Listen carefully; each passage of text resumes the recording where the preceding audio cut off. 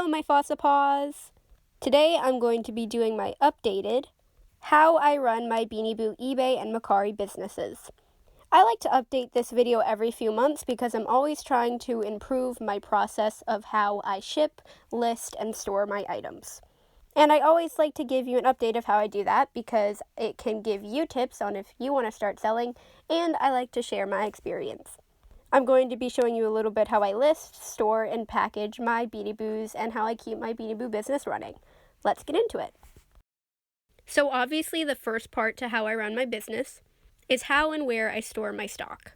Originally, in the last video of this, everything related to my Beanie Boo business was confined to the space within my bunk bed. So I stored my stock within the shelves of the bunk bed, took the pictures on the desk of the bunk bed, and etc. But since then, we've taken apart my bunk bed because I've grown out of it and no longer need it.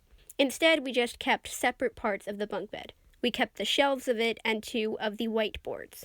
So, in the shelves that used to belong to that bunk bed is where I store the Beanie Boos that I'm selling that do not have hang tags on them.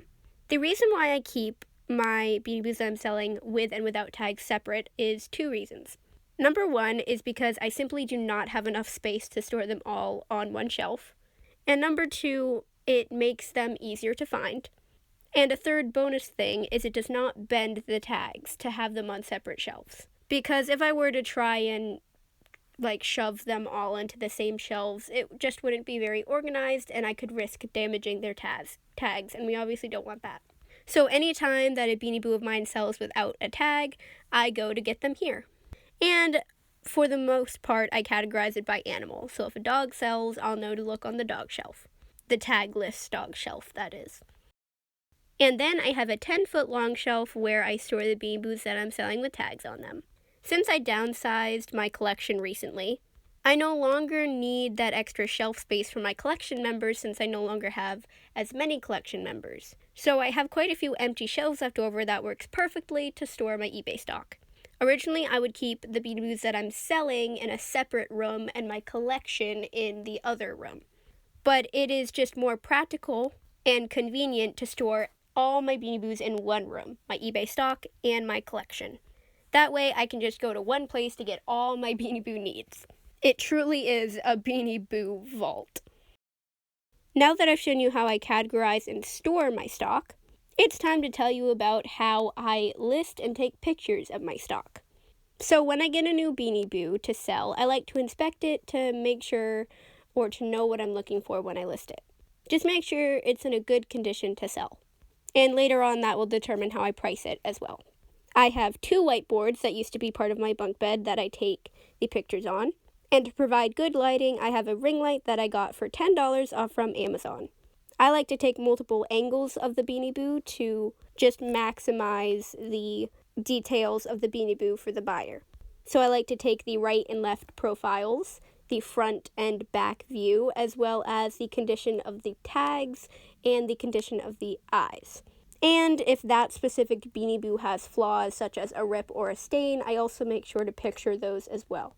I really like these 2 whiteboards and the ring light because it just provides a nice, empty, clean space to take photos with no distractions and no backgrounds. So I'll show you what a typical listing of mine would look like. The front view of the Beanie Boo, the back view, one side, the other side, the condition of the hang tag, as well as the tush tag, and the eyes. In the description, I like to provide a lot of general details as well as facts about the specific Beanie Boo. And that goes for the title as well. So for a title, depending on the Beanie Boo, for example, it might be Thai Beanie Boo, Okie, Gray Raccoon, 6-inch with tags, brand new, unused. And then for the description, I'll be like, the fur is soft and clean, no stains or rips, the tags are in good condition, eyes have minor scuff, but otherwise good condition. Or if the Beanie Boo were damaged, I would say minor stain on the leg or, little details like that, just making sure I'm not falsely advertising anything. And when it comes to actually packaging it, if it's a rare Beanie Boo, I like to put it in bubble wrap. And if it has a tag, I make sure to put a tag protector on it. Whereas the typical packaging for a Beanie Boo that is not rare or does not have a tag, I will show you now. What I like to do is I like to wrap the Beanie Boo in tissue paper. And as mentioned earlier, an additional layer of bubble wrap if it's like a sawdye or something. But I like to put it in tissue paper, and what I like to do is I like to match the color of the tissue paper to the color of the Beanie Boo. I would have matched the color to Maddie for brown tissue paper, but I ran out of brown, so I just used a creamish tan to package Maddie instead. And then this is what she looks like all packaged up in her tissue paper. And then I put in my business card / thank you note on like somewhere in the package. It may just be in the envelope, it may be taped directly to the tissue paper. It just depends on what I decide to do in the moment. It has the link, well, not the link, just the name of my eBay and my Mercari users on it, as well as a thank you for your purchase. And I like to change the design seasonally, so since it's November, it's cute little leaves, fall leaves with my icon. And then once the Beanie Boo is safely and neatly put into its tissue paper and I've provided the thank you note, I put it in a bubble mailer.